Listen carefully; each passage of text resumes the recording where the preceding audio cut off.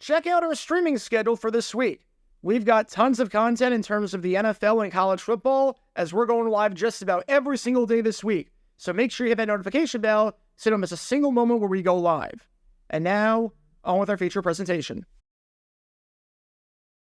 I want to give you a hypothetical scenario that seems absolutely outlandish, but you'll see where I'm going with this in just a bit.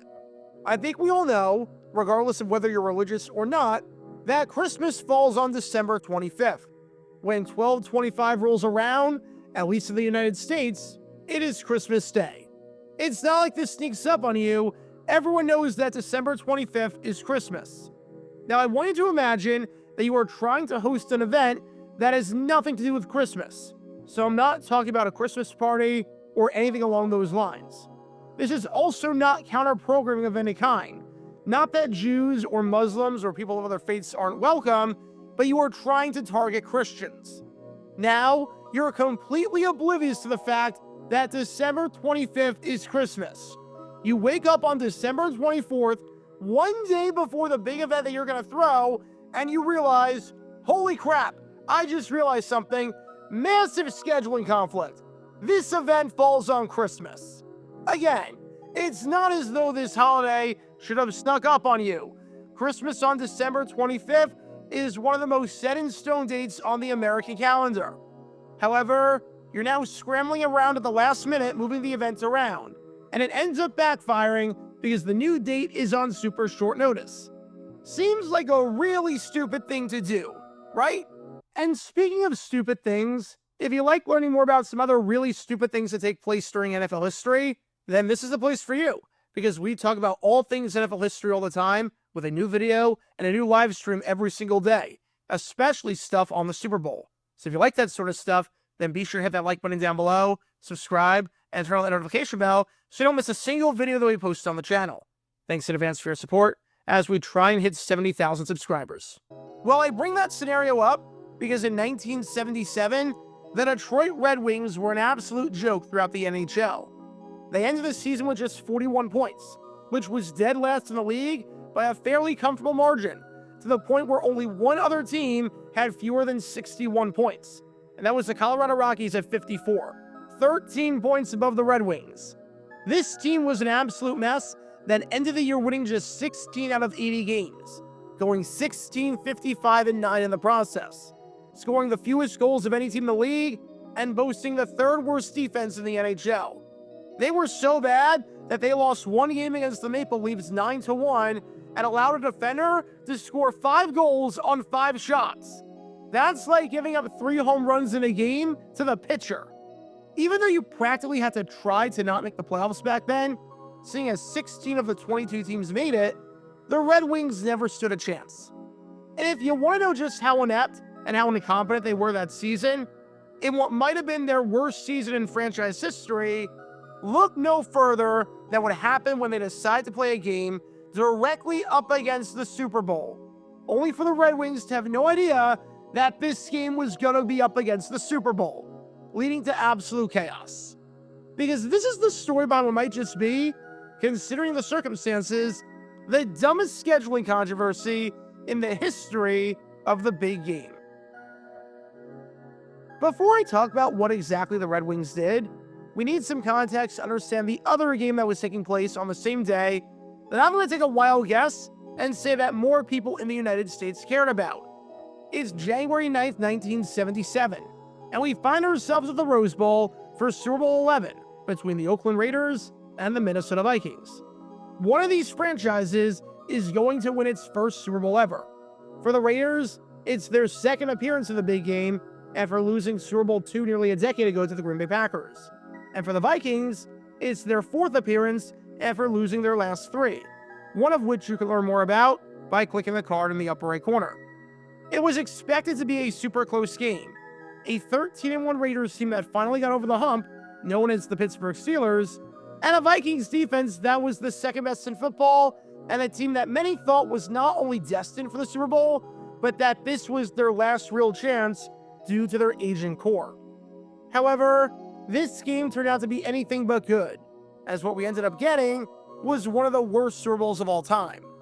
When all was said and done, the Oakland Raiders emerged victorious, winning their first Super Bowl in franchise history and taking it by a final score of 32-14, in a game that wasn't even that close, seeing as the Raiders led at 32-7 before a garbage time touchdown with 31 seconds left by the Vikings.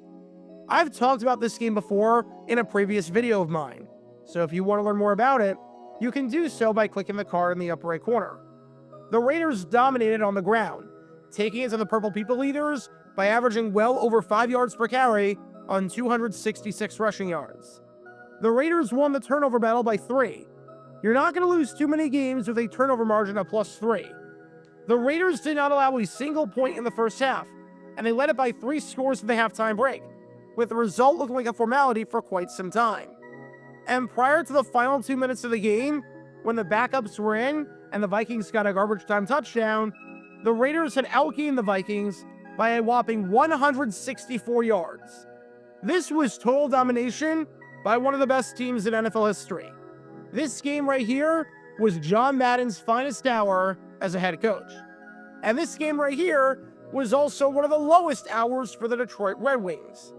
Because here's what we knew about Super Bowl 11. It was always going to be played on Sunday, January 9th.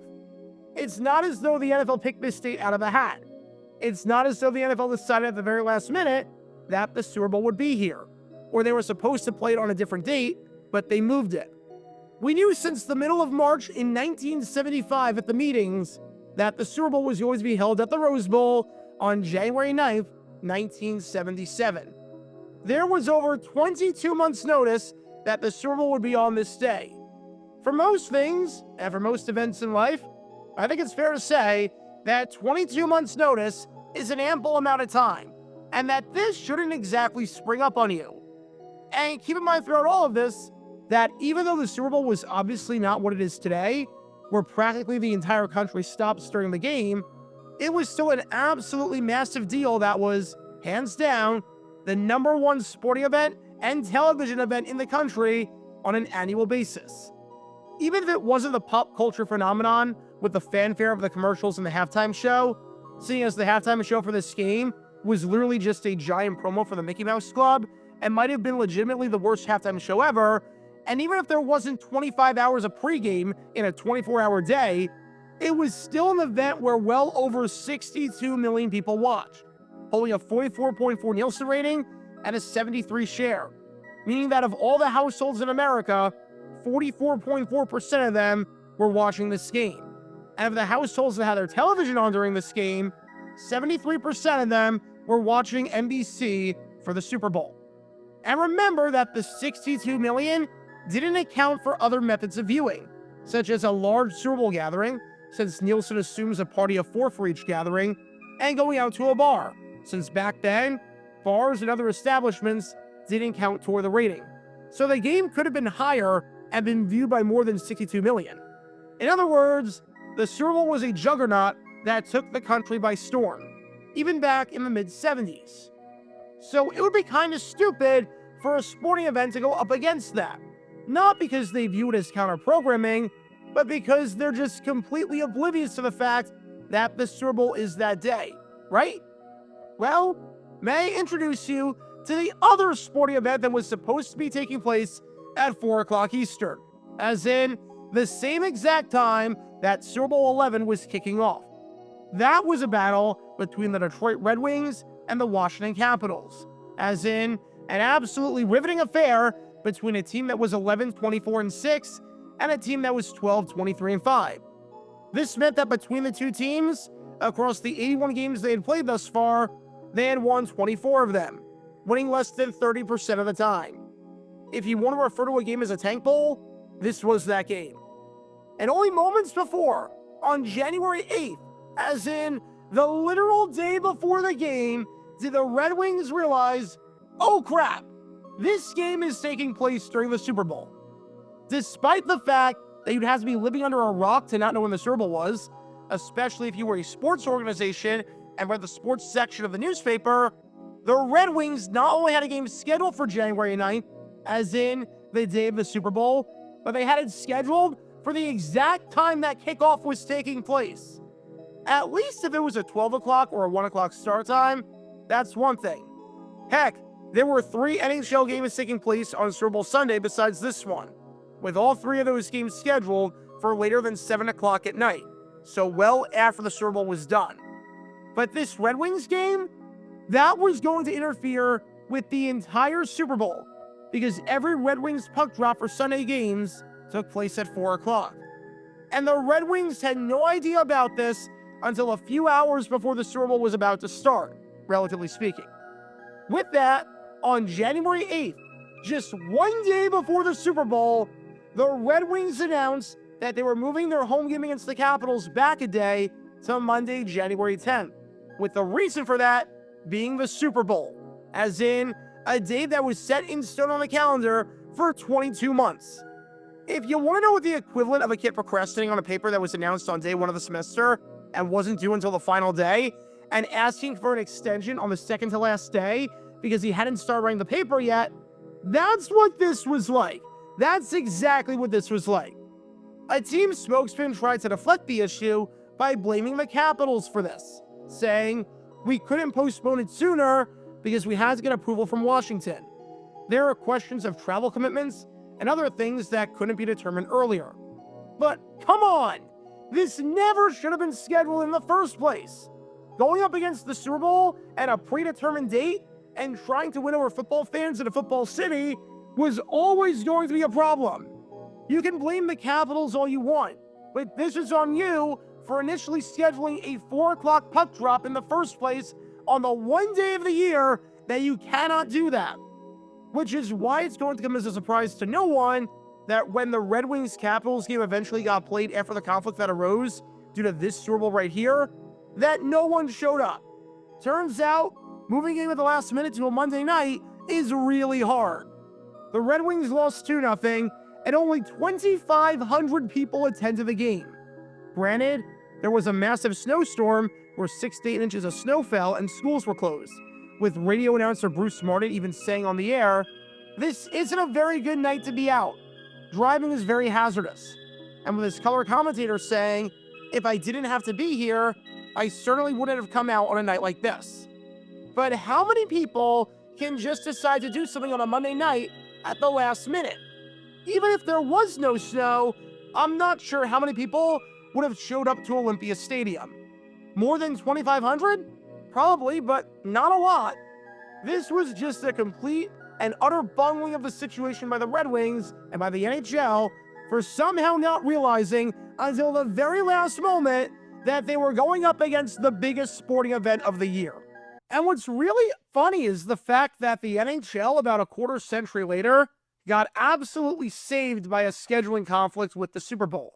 By a complete accident, they managed to avoid going up against the biggest game of the year.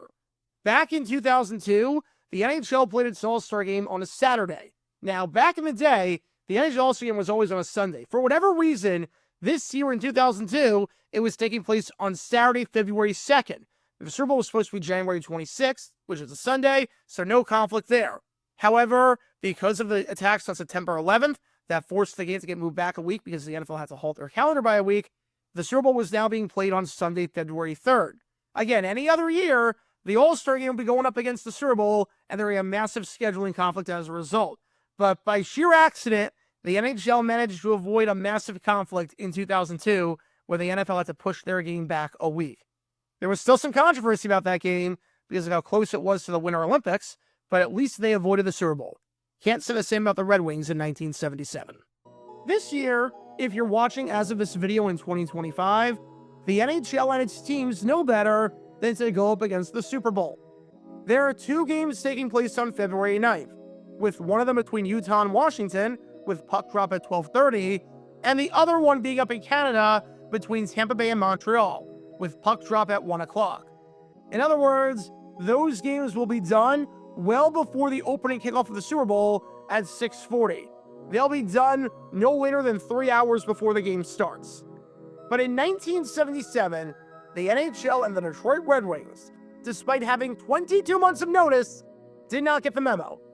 So as a word to the wise for any sporting people watching this video, the Super Bowl is on the second Sunday of February and will kick off sometime around 6:30 Eastern. It will continue to be on the second Sunday of February until, at the very least, 2028. If you are scheduling a sporting event and wish to not go up against the Super Bowl because you want people to care, do not schedule an event in prime time on the second Sunday of February from now until 2028. If you choose to do that because you truly have no idea when the game is, that's entirely on you.